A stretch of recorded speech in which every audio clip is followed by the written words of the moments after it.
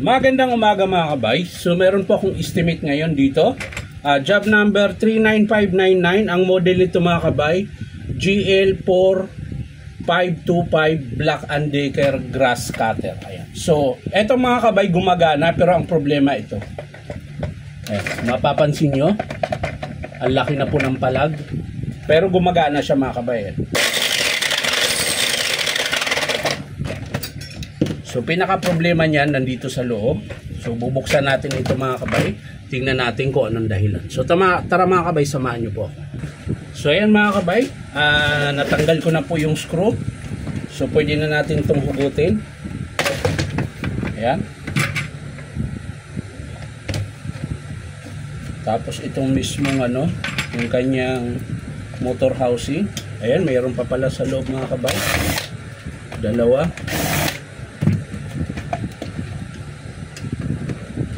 Parang nagdikit na siya mga kabayo. Kala mo nahinang. Parang nahinang yung plastic mga kabayo.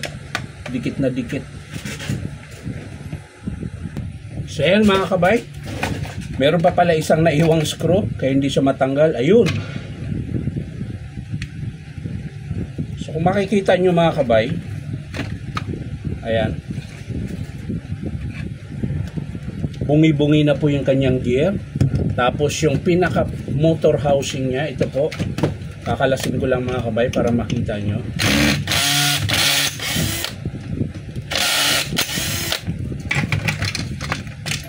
Ayan po. So sira na po yung lagayan ng bearing, kaya po siya malakas yung palag. Ayan po. Wala na pong pinakahulmahan niya, wala nang lock. Ayan, nabilog na po. Tapos yung gear niya, ayan, kung mapapansin nyo, pudpud din po. Tapos yung motor mga kabay buo, pero ang problema niyan, eto, dyan po kasi yan pinapasok yung bearing. Sira po ito. So ibig sabihin yan mga kabay, wala po kasing mabilhan na ito lang, yung lagayan ng bearing, pinaka gear case housing cover.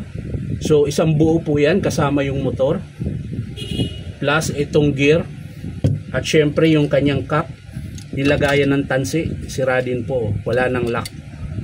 So yun po yun ang papalitan, at itong field housing.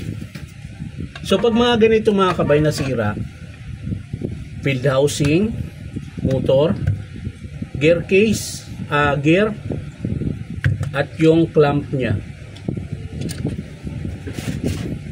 So kung iisipin mo mga kabay, para ka nang bumiling bago. Kasi biruin mo, ang maiiwan sa'yo, ito na lang.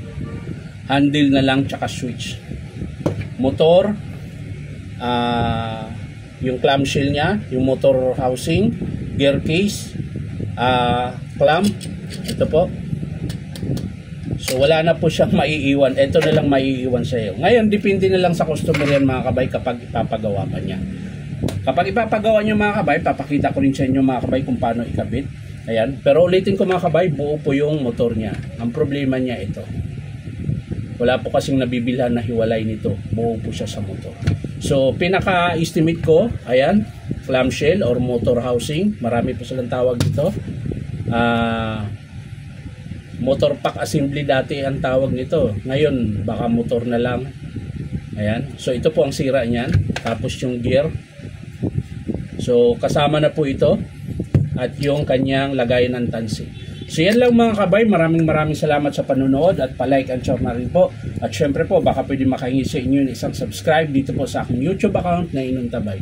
So maraming salamat mga kabay. Sa mga gustong magpa-repair, sa mga nagtatanong mga kabay kung saan daw yung pwesto ko, panoorin nyo po yung buong video para malaman nyo po kung anong address yung aking pwesto, yung pinapasukan ko mga kabay. Hindi po akin to, pumapasok lang po ako dito.